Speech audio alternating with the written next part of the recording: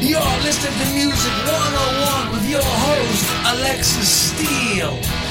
Sponsored by Steel Notes Magazine. You can find them at the web, folks, at www.steelnotesmagazine.com. Hi, it's Alexis Steele with Music 101. It gives me great pleasure today to bring to you Trev Lukather, guitarist in Levara. How you doing, Trev? How's it going? Good, good. How's things in sunny California? You know, it's about as it's starting to feel a little more alive than it has been in the last year plus. But yeah, I mean, Good. it's the weather's not terrible. It's a little gloomy, but 70s. So I know it's a little different from where you're at right now. Yeah, we're actually going to be warming up this week to close to 70, believe it or not. Right on. Yeah, it's a treat for us. So I can live with that. Not too many people looking like Jack Nicholson at the end of The Shining is what you're telling me anymore. Yeah, exactly. Yeah, right. So Trev actually, for those of you who do not know who he is, he actually grew up in the music business. He's the son of Toto guitarist Steve Lukather and his mother, my friend, the awesome artist Marie Curry, who's the twin sister of Cherie from the Runaways. So Trev, growing up in the music business like this, because you were like what, 3 years old when you started, something like that, 4? Yeah, I picked up drums at 4. Yeah.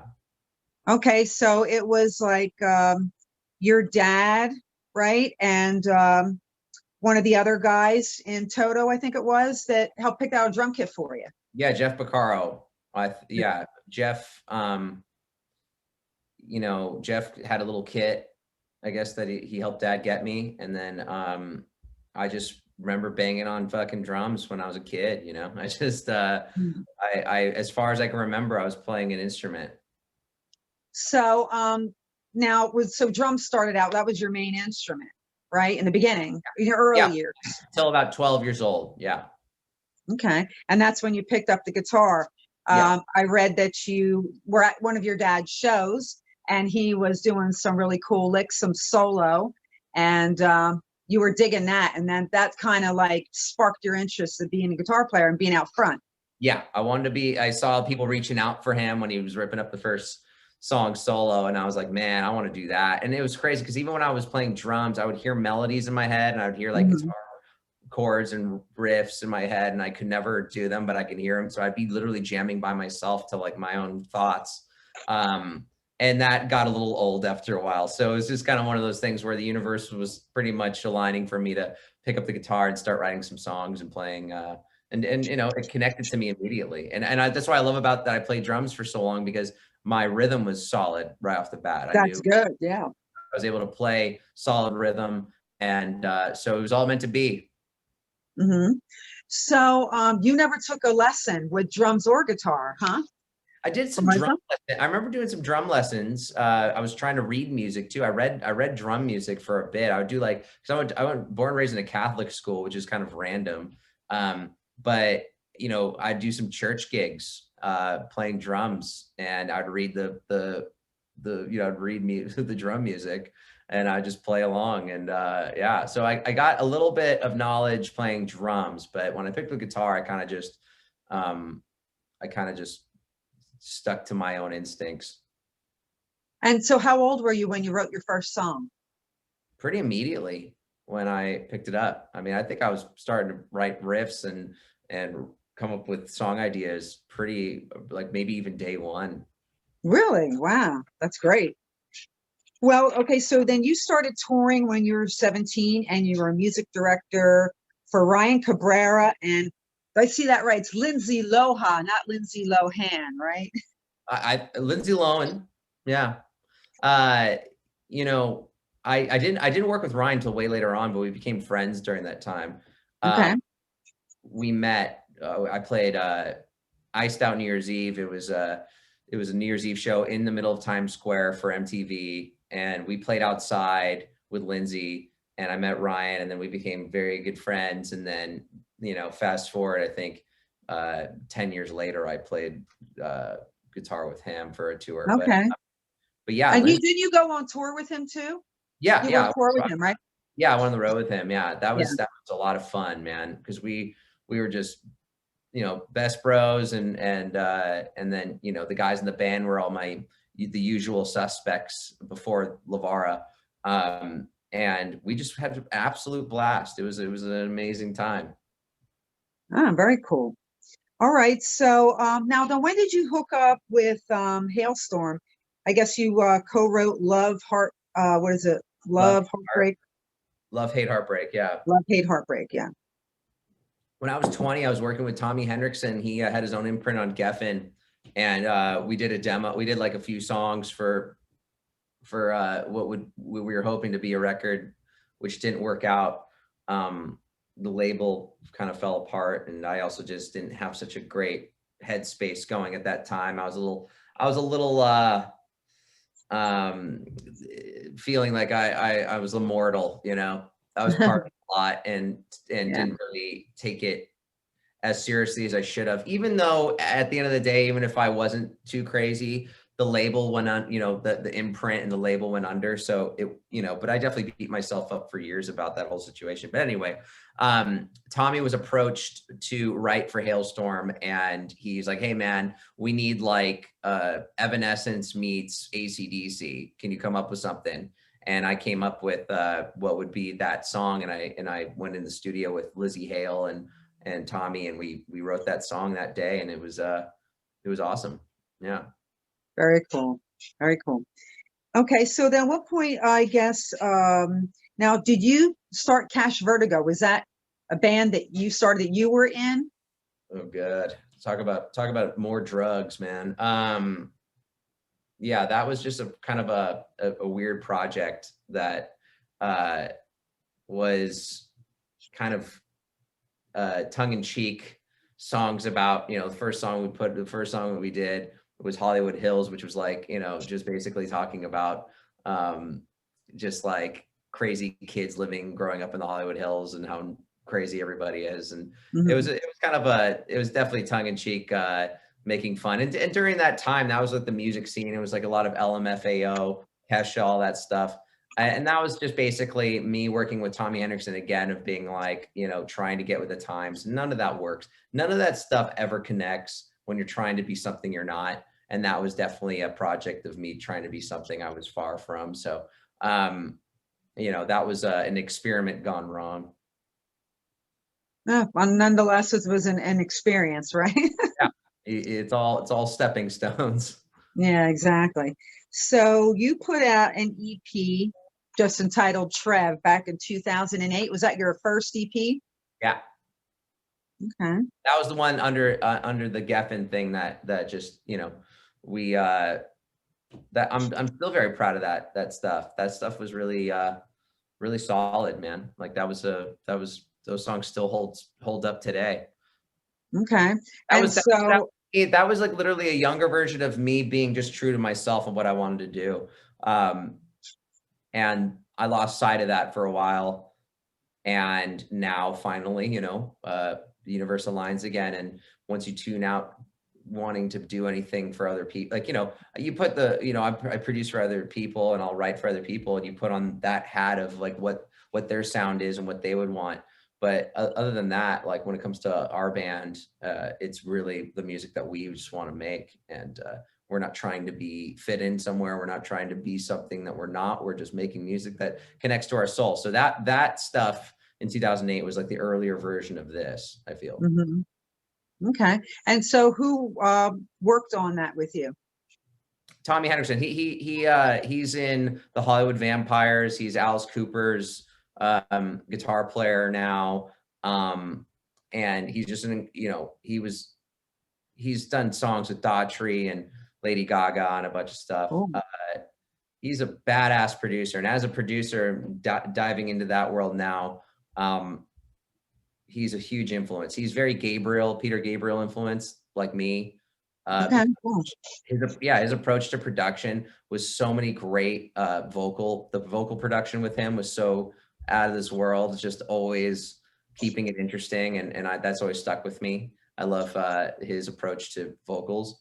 So yeah, I mean, that was just a great experience. We had Glenn Sobel, who's also the drummer of Alice Cooper, played drums on that. EP. Okay, cool. And he plays, I think, with Hollywood Vampires as well.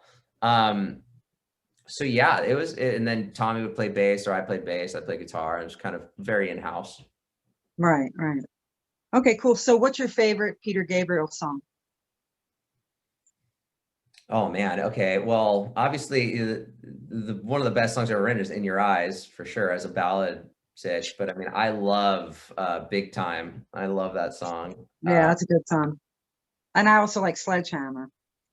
Well, yeah, for sure. I mean, I Shock the Monkey's great. I mean, a lot of Shock Gabriel. the Monkey's good, yeah. Yeah, I mean, the So album, though, I mean, from front to back is just a fucking masterpiece. So really can't go wrong with any of those songs. But definitely like Big Time is just, it's so funny. I mean, it's such a groove of a tune, epic chorus, great production, but just the lyrics are just genius, man. Like just him making fun of being a big time rock star, you know, with all the money and all the, you know, just making fun of it all. I thought it was great. I thought it was a great way of,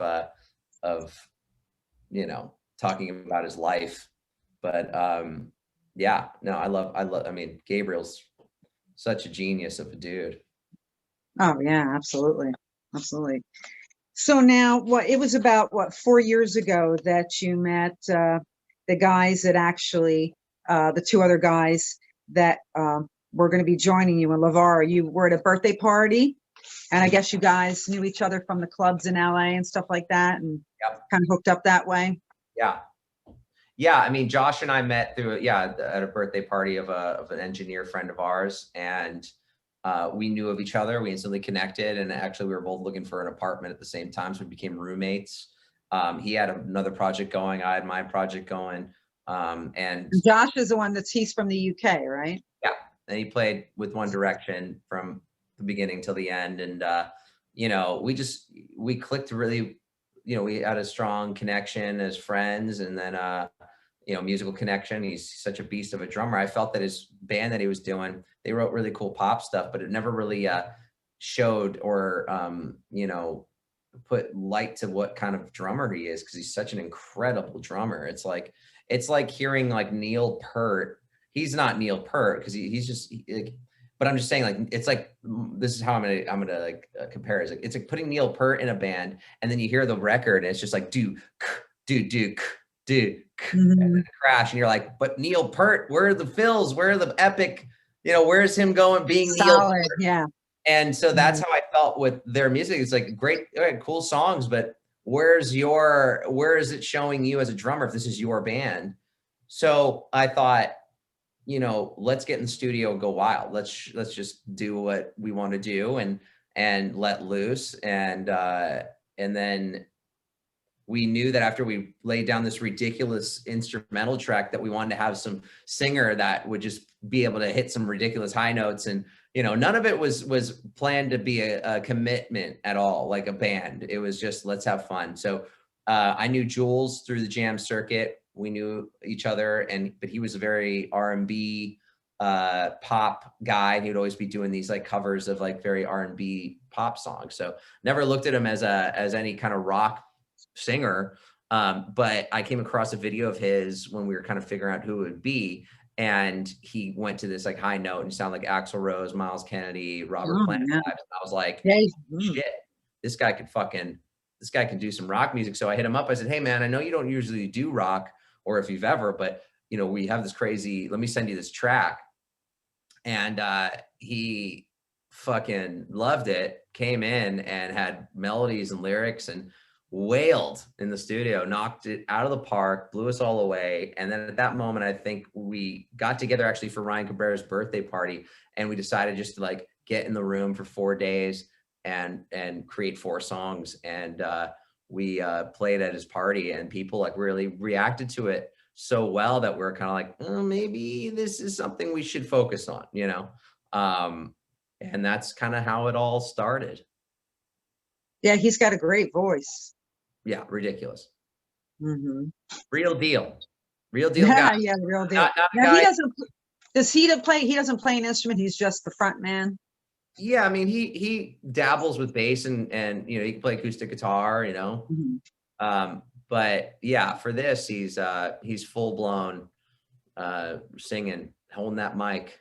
Yeah, because I was going to ask you, because being three, I mean, your guitar, Jules is the singer, and then Josh is the drummer. So what do you do for bass? We have a couple bass options. I mean, Sam Porcaro played bass on the record.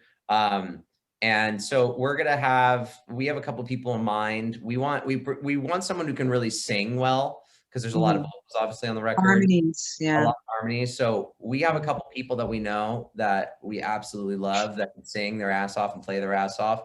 It just will depend on scheduling when touring hits, like which person can jump on the road with us. I mean, definitely down the line, we're to hope to like be able to rely on one particular person. Don't know if they'll become a band member. It's too soon to tell. I mean, you know, when you're in the trenches together, you really just invite someone in and just say, okay, well, here you go. You know, it just doesn't really work that way. But you have the core. The three of you are the core unit. So somebody else could come and go, right? Yeah, it could be like, you know, Spinal Tap, revolving drummer. It might be a revolving bass player.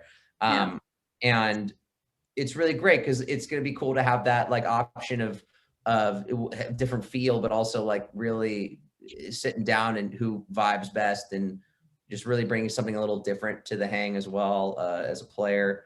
But definitely the key thing will be even multi-instrumental, like if someone can have like a synth bass thing or bass, be able to do some key, even though we don't really have any keys. The only thing we have keys on this album is in automatic. We have like a stabbing, like a little tremolo synth that I literally, while we were mixing the record, man, something's missing. And it's like just a stabbing tremolo thing in the chorus could kind of really make that pop.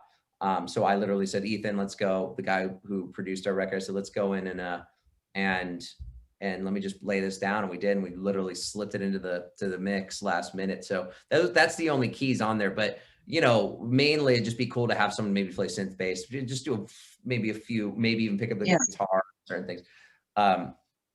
So we'll vibe it out then, but we're gonna definitely be playing to tracks. I mean, we're a new band. We can't afford there's so many tracks on this record. We can't afford a 30-piece band.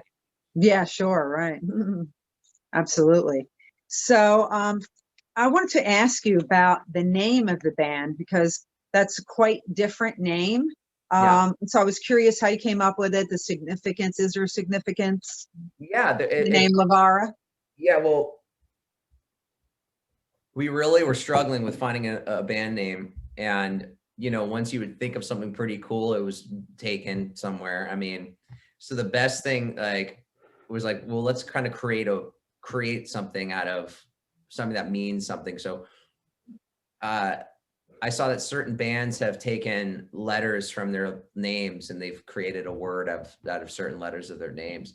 So that's what we did with this band name. We basically took letters, put our last names, and said, well, let's try to see if there's a word that can come out of that. So yeah, Levara just popped, and then boom. Yeah, I know it's always difficult coming up with band names, you know. Yeah, and also something that kind of means something too. I mean, like, you know, it's cool that you know, it's something that's a part of our last names, because that's more of a real meaning, you know. I know Jules sometimes like, oh man, it should mean like something like this. It's like, well, that can mean something like that to Jules personally, but the truth is that we came up with the name by morphing our last names together. Okay, very cool.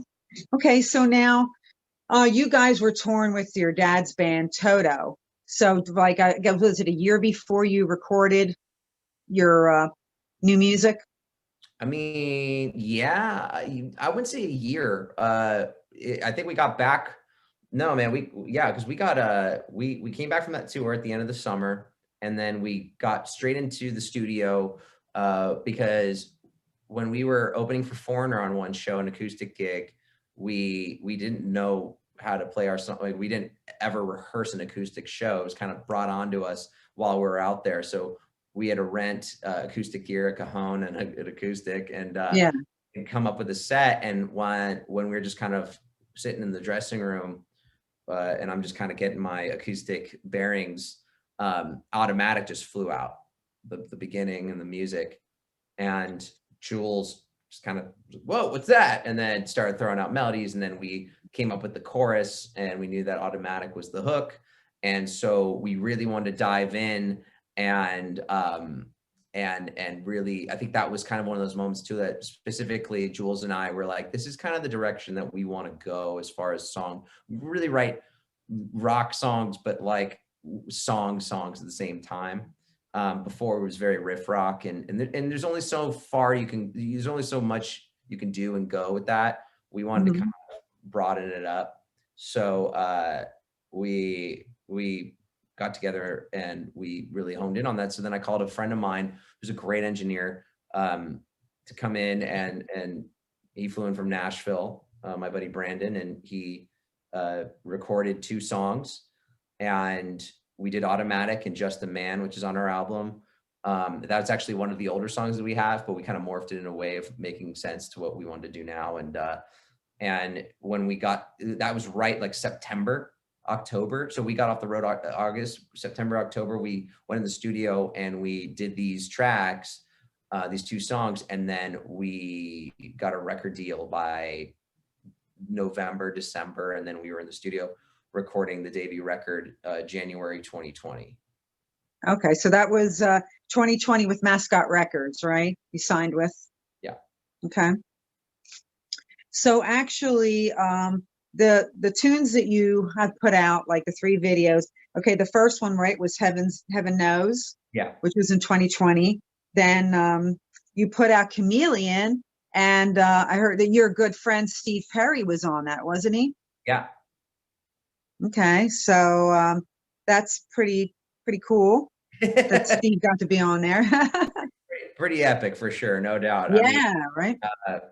You know, Steve's an old friend of mine, and I knew that he was going to connect to what we were doing as a band, and I also really wanted Jules to meet Steve, and I knew that Steve would really connect to how just Jules is a vocalist. I feel like, you know, Jules has such a great tone, and just the fact that he can wail reminds me a lot like, you know, Steve. So Steve's a guy that likes to be in the studio with other artists, and, you know, he is just he's still very in tune with creating great stuff. So he came in, and it was just to be a hang, and then he loved the music. He came in like pretty much almost every session. And but nice. Like about the second day we were in there, we were recording a song called Can't Get Over, that's on our record, and he was throwing out harmony ideas. And you know, I've tried to get Steve to sing on stuff of mine for years. Obviously he's never done it, but he all of a sudden was like throwing out harmonies. He's like, well, I could just go in and do it. And I'm like, we're all looking at each other like, what, really? He's like, yeah, I can just do it. And I was like, we're like, okay. And so we were like, then he goes in and he's killing it, and we're hearing that like classic tone behind our track that just really lifted it, and we were just kids in a candy store. And then he was just a part of the record from that moment on. I mean, he was coming in all the time, and so then he was really there from the bones of Chameleon. We wrote that song in the studio, so we built it up, and then, you know, he really was there for a lot of the vocals, chorus, group vocals, answer the call and response in the verse. He's there by himself as well as with us. And then he actually sat with me, note for note, came up with the solo and the bridge. And then he actually did a falsetto over the top of that solo. So nice. It was really, he had a lot to do with that track. So yeah, it was a blast to you know, second song we released has a lot of Brother Steve in there. Okay, well, hold that thought, because what we're going to do is start checking out some of your videos. The first one here we have from 2020 is Heaven Knows with Levara, and we'll be right back on Music 101.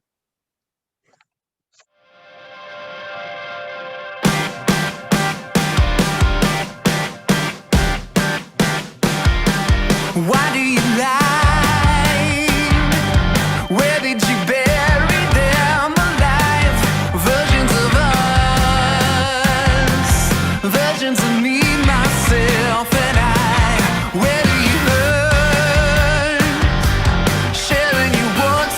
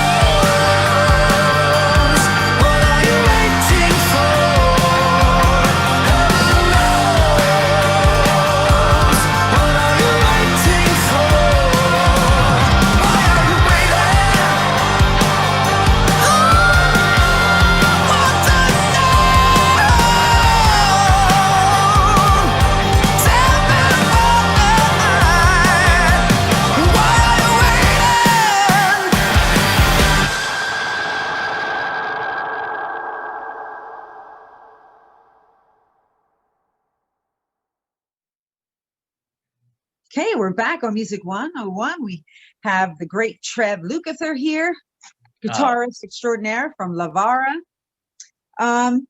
So now, Trev, heaven knows, who did all three of you have a hand in writing this song, or did you write this yourself, or what?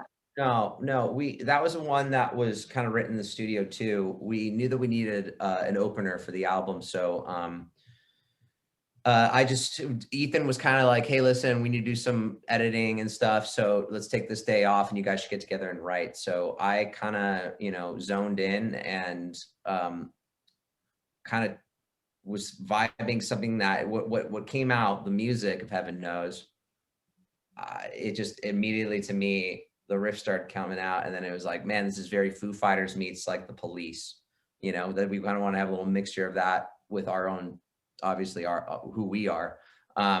So yeah, the music kind of came really, really, really together really quick. And it was great because it was definitely that added, that's something that we needed for the record. So Jules came over and all the guys, we were all just, Josh and I lived together at the time.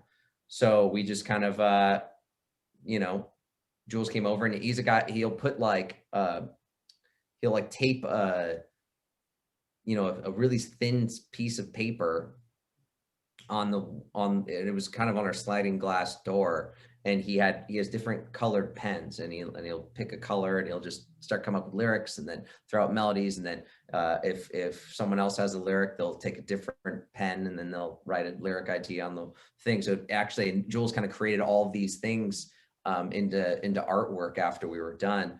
But yeah, so the music was pretty there. And then Jules came over, and then Heaven Knows kind of came out, and then Josh then brings those crazy, the crazy drum chops to the table, and boom, we really just kind of experimented on the spot in the studio with that one as well, and that came together real quick and very naturally, and yeah, we were pumped. Cool, very cool. I wanted to ask you, I see all your guitars. Is that your whole collection in the background behind you? Yeah. I mean, there's more. Okay, I see that. I see you got that hot pink one over, that fuchsia colored one. Yeah, that was one that, because we had the color concept in mind that we wanted to do for the record, which is like the green, the neon green, pink, and blue. So when we were going in, and Automatic was actually the first video we ever did as a band, because we knew that was going to be the main single off the record. I knew that I was going to be, obviously pink, just to be camouflage for myself. I hit up Ernie Ball Music Man, who are, the greatest guitar company in the world, and I'm not being biased, it's just the truth. I hit them up and I said, hey man, I'm doing this video for our record, and I'd love actually what I saw was they put out a guitar. It was actually my Pops model, and it had a neon pink color. It was a custom color, and it's like, I don't play my dad's guitars. I play a lot of St. Vincent. Their model St. Vincent, that artist St. Vincent, she's a badass. She has her own model, and I really love those guitars. So I asked them if they would be down to put that color on a St. Vincent, and they were like, for sure. And they were able to get it to me right before the video shoot, and I used that in the video. And also Ever Enough's coming out next, and that's coming out on the 19th of March. And I bring that guitar back because like in Automatic, it's all neon colored lights, so the guitar isn't so present of the color. So this next one is, we're in this like rain room, and it really pops in this next video. Okay, very cool, very cool.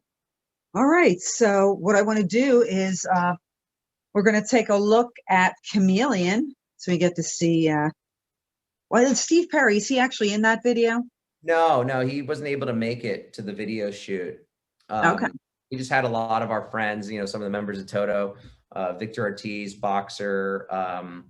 We, just called a lot of our friends from from different, Matt Pinfield's in it, and legendary Matt Pinfield. He's a dear bro who just debuted us on KLOS here in LA. Which obviously that's funny. I mean, the first time they played Back in Black instead of our song, and then the next week they made it right. It was really funny. Yeah, Matt's a big support. He's in the video, and it's just basically we got a bunch of our friends that we love that are from all different backgrounds, and the fact that it was kind of a message of definitely during the time that we were living in, and we still are living in those times.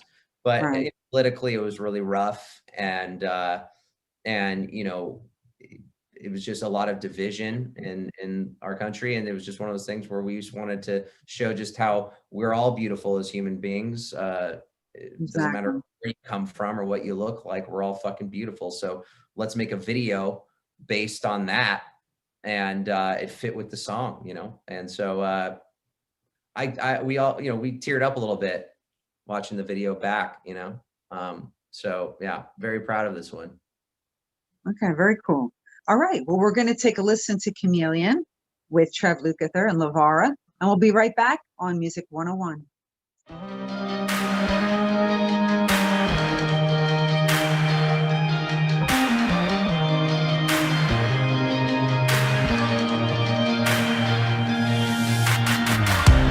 Levitating through hunger and defense, ever shifting from fear to confidence. You can never see me by looking through the eyes of yesterday. I'm the chameleon, chameleon, a million ways to hide away.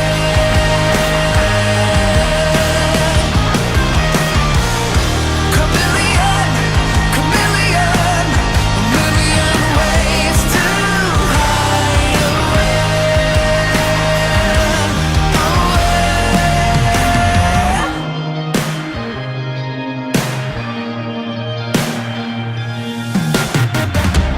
Liberated, catch me if you can.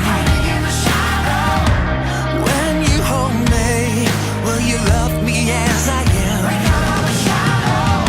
But you can never find me by searching through the dark rooms of my past. Chameleon, chameleon, a million ways to hide away.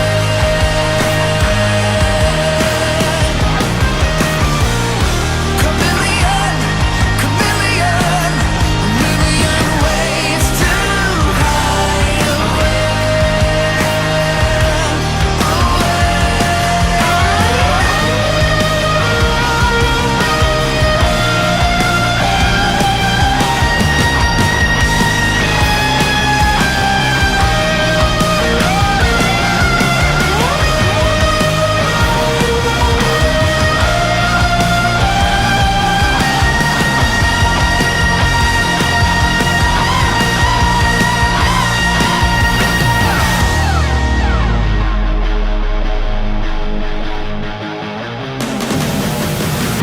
Chameleon, chameleon, we need to hide away. Chameleon, chameleon, a million ways to hide away. We need to hide away.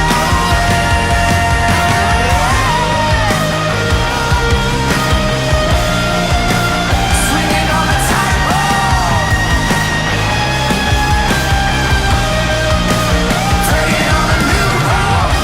Chameleon, a million ways to hide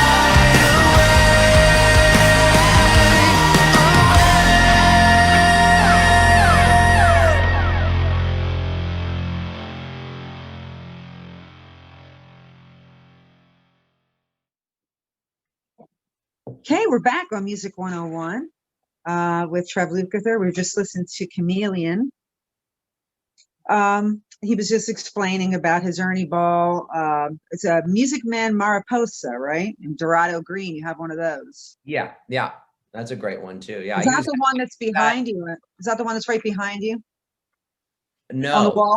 that one's on. So you see a lot of my drinks here, a lot of energy, but yeah, there's all the way over there. Okay, that's a lighter car. That was in Heaven Knows video. The green one I used in the Chameleon video. That was in the Chameleon video. Yeah, that's what I thought. Okay, very cool.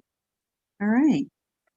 Okay, so I saw that you said that the videos, the way that you made them, is like an old school homage to the early MTV days. You kind of wanted to capture that.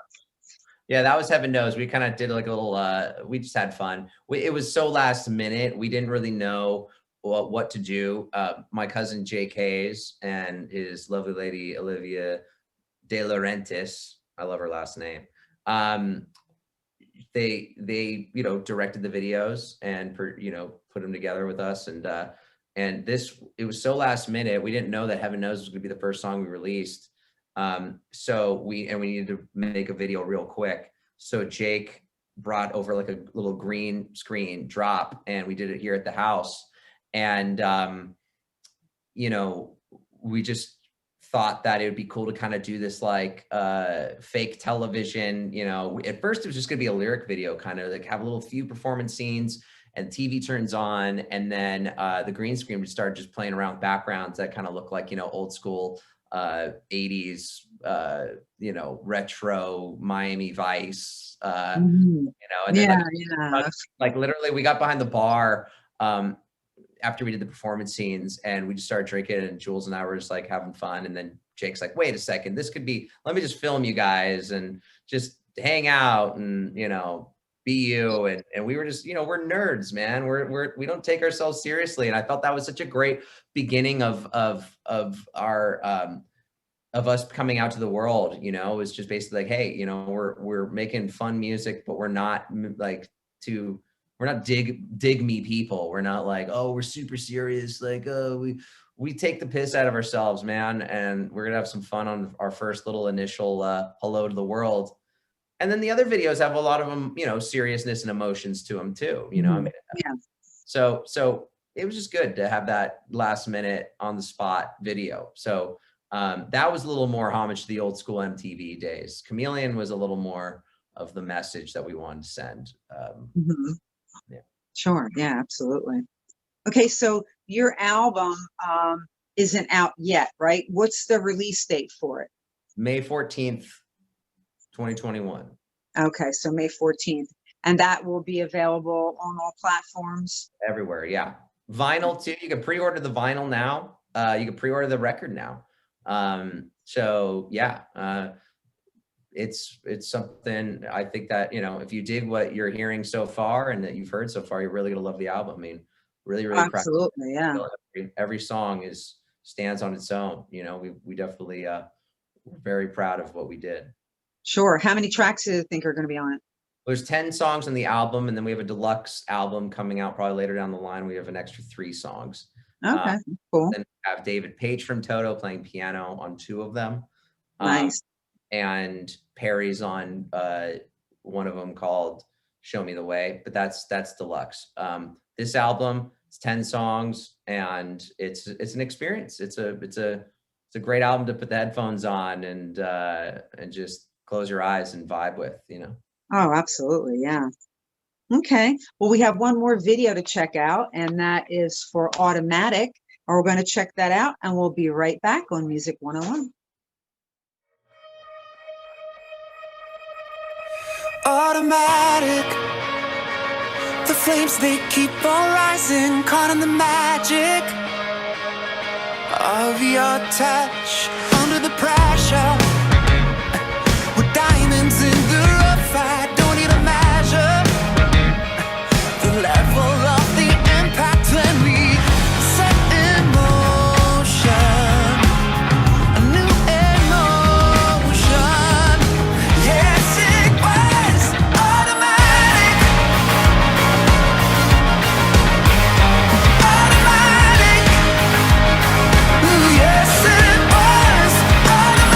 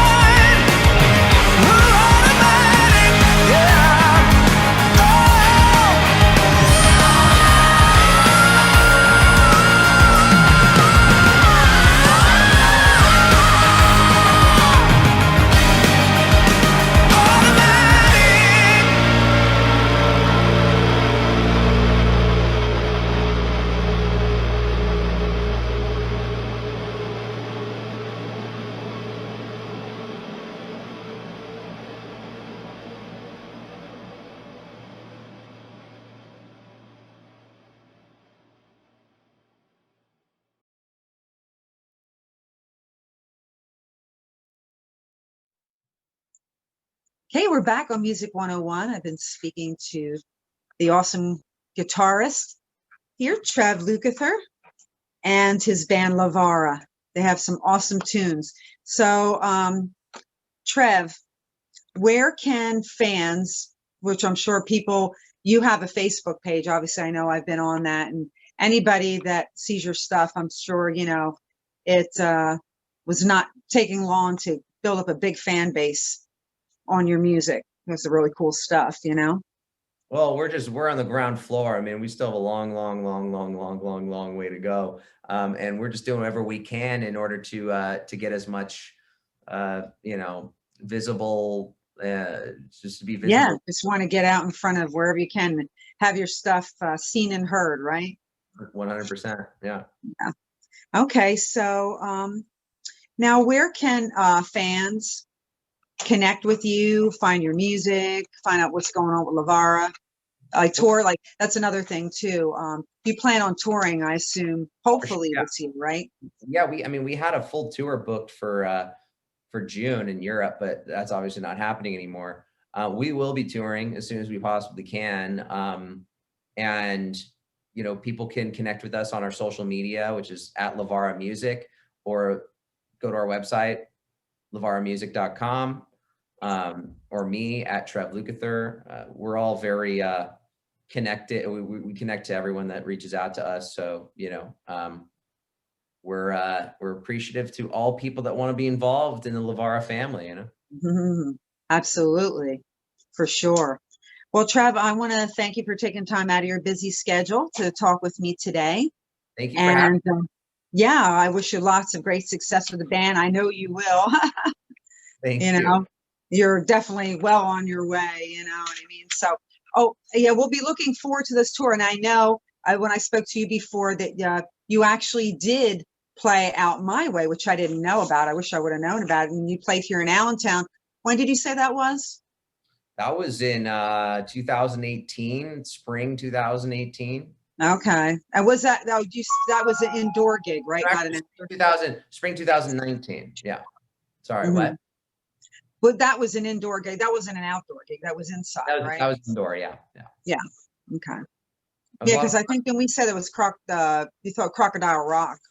Yeah, I think that was the place, and the fans. I mean, the people that were there were great. That was our last show we did of that tour. We ended it there, and it was definitely ending on a high. The people that were there at that gig were really supportive and great, and so yeah, looking forward to going back.